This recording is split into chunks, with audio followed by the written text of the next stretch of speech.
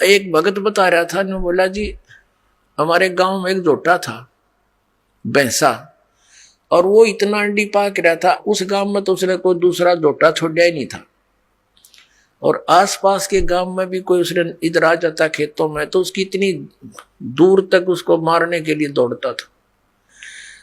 एक बार हमारा तालाब खुदवा रखा था, जोड़ गांव का तालाब खुदवा रखा था, गहरे गड्ढे कर देते हैं कि वर्षा होगी तो जल घना स्टॉक हो जाएगा इस उद्देश्य से, और वो नहर से भरवा रखा था, सरकार से प्रार्थना करके फुल करवा रखा था। तो उसमें क्या हुआ कि ये हाथी वाले आते हैं गांव में दाने, उस मांगन मुंगन आते, हाथी वाले आ रहे थे, उनने हाथी, दोपहर का समय था, हाथी छोड़ दिया जल में कि यू मस्ती मार लेगा थोड़ी देर। वो हाथी उन तालाब के अंदर गहरे गहरे गड्ढे बनवा रखे थे, खोद रखा था, उनमें सारा डूब गया।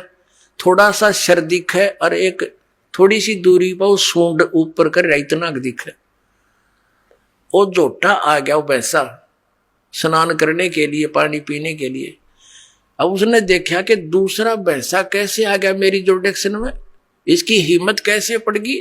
उसने हाथी का सिर दिखा था, उसने सोचा यो भी कोई जोटा है, भैंसा है, तो उसकी तरफ चला नो खखा के पानी में, जल में, अगदो से भी इसको मार डालूंगा। अब हाथी ने देखा कि इसने आ लड़ते निकट सी, वो हाथी खड़ा हो गया, वो सारा बाहर निकला, वो जोटे ने देखा, उसका कलजा पाट गया, इतना स्पीड तो भाग गया, नो क्या था नो मुंह बा लिया, और हमारी 3 किलोमीटर सीमा है गांव की, उससे पार जाकर उसने पीछे मुड़कर देखा।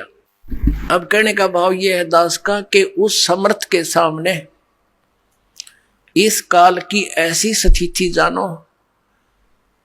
अब तक तो ये हमारे ऊपर बहुत प्रभाव जमाई बैठा था, जब इस परमात्मा का ये सच्चा ज्ञान अपने आत्मा, अभी तक तो हमने कबीर जुलाहा दिखा था और वो हाथी का सिर दिखा था।